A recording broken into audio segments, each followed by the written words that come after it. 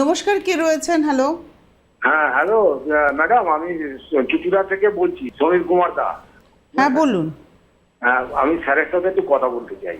হ্যাঁ স্যার। হ্যাঁ বলুন, আমি শুনছি। হ্যাঁ স্যার, নমস্কার স্যার। হ্যাঁ নমস্কার। হ্যাঁ স্যার, আমি এমনি একটা আমার খুব প্রবলেম আছে। প্রবলেমটা হচ্ছে আমি দীর্ঘদিন ধরে পেটের রোগের সঙ্গে ভুগছি স্যার, ঠিক আছে? হ্যাঁ। আচ্ছা, পেটের রোগ। এখন আমি একটা সার্ভিস হোল্ডার ছিলাম, সার্ভিসে ছিলাম, ঠিক আছে? সেখান থেকে আমার 16 সালে আমি রিটায়ার করেছি। আপনি রিটায়ারমেন্টটা বলবেন না, আপনার সমস্যাটা বলুন। হ্যাঁ, সমস্যা থেকে আমার একটা ওই পেটের প্রবলেম, আর রিসেন্ট একটা ধরা পড়ছে স্যার, আমার ইউরিয়াটা না অনেক বেড়ে গেছে স্যার, ঠিক আছে? Uric acid.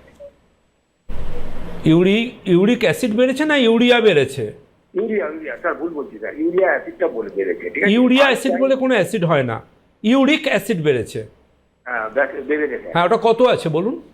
ওটা 5.4। হ্যাঁ, নর্মাল আছে। 5.4 আছে, ইউরিক অ্যাসিড মানে নর্মাল আছে, কিচ্ছু বাড়েনি।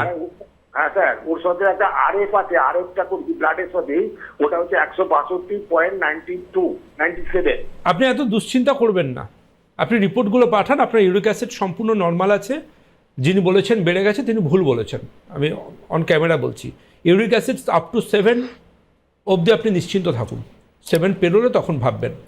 বাদ বাকি রিপোর্ট পাঠান, সেটা দেখে আমি আপনাকে পরবর্তী অ্যাডভাইস করবো।